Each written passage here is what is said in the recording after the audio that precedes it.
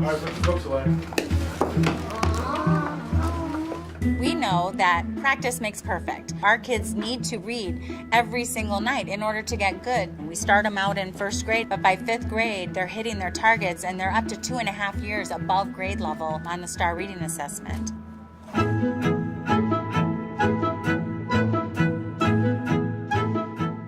We really found that a lot of our kids going home weren't finishing books. They were, reading one chapter or fake reading and not doing reading logs. So we as a staff decided that we would want all of our students to at least read one series. That's how we started. We realized that we needed to make it more incentivized for the students, where they would want to read, where it became like a self-motivation thing. And our principal decided it needed to start young. And so we created these charm necklaces. And every time they finish a book series, they get a charm. And those things are like gold to them. I really like to read. I would read 50 books a day if I had the time. We know that when children finish an entire series written by the same author, that they get to love and know a character. And so we found that they increase comprehension, increase practice in reading, and don't waste time staring at a bookshelf. When you see my class read, they're engaged in the book. You can see them be in the story, and that's really what we were going for. Then we were like, okay, now are they really understanding what they're reading? And that's where Accelerated Reader comes in, AR. They take quizzes on books. They get points depending on the size of the book and the difficulty of the book. We don't use the small boxes up here, but we use the big boxes. There's 20 of them, and you need 20 points to get a lucky ducky. For reading, we offer a lot of incentives. We do lucky duckies if they get 20 points in the month. And then we also have trophies for the class with the most AR points of the month at each grade level. Jamari? Braulio?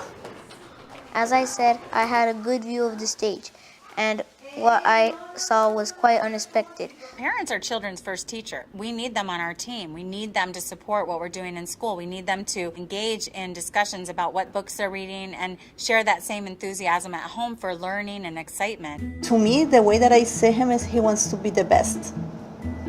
Reading, math, AR test, AR points. Reading is one of my favorite subjects in school, and also it helps me. Some books are so interesting that sometimes I actually feel like that I'm in the book.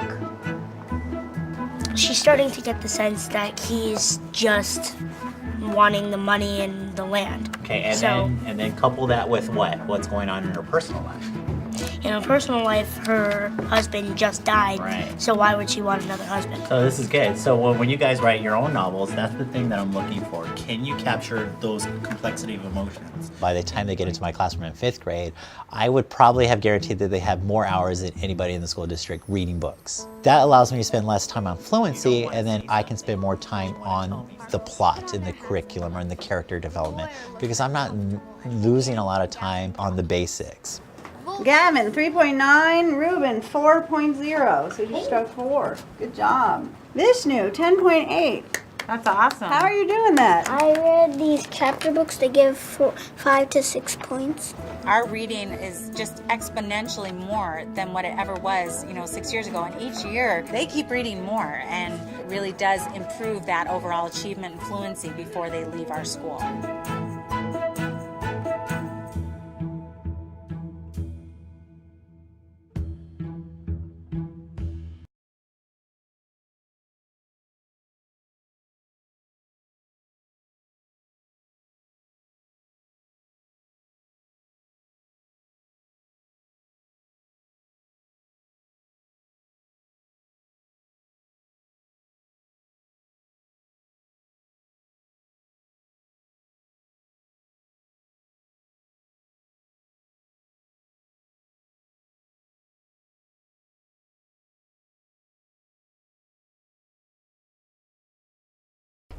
I like to read endlessly. I don't like to stop. My mom came in the room one day and she was like, "Oh, you don't read?" I was like, "Yeah, there's this teacher Ms. Dickinson, and she was like, oh, the teacher that you didn't like a couple weeks ago, and I was like, yeah, she gave me this book, and I actually loved the book. I was like, I hate reading, this is stupid. Later I just discovered that that book just wasn't for me and that there were books out there that are for me. If you just read because you have to read, it's no fun. When I read for fun, there's no pressure. I could read a page tomorrow and 30 the next. I don't know why people don't like reading if they can get the things that they want, they're interested in and everything. In education, it's like a powerful thing to have. I want to try to challenge myself and learn new words and bigger words. I really like the word gigantic for some reason. If you don't like reading, you're missing out all the fun. I read whenever I can. I read in the car.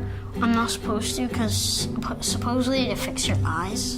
But I eat a lot of carrots, so that's my justification. My friends call it reading mode, so they won't talk to me because they know I'd be distracted, and they'd have to be like, Lydia, stop. Every book I read, I like more than the last one. When you read something, like, you feel the emotion. It's like, oh.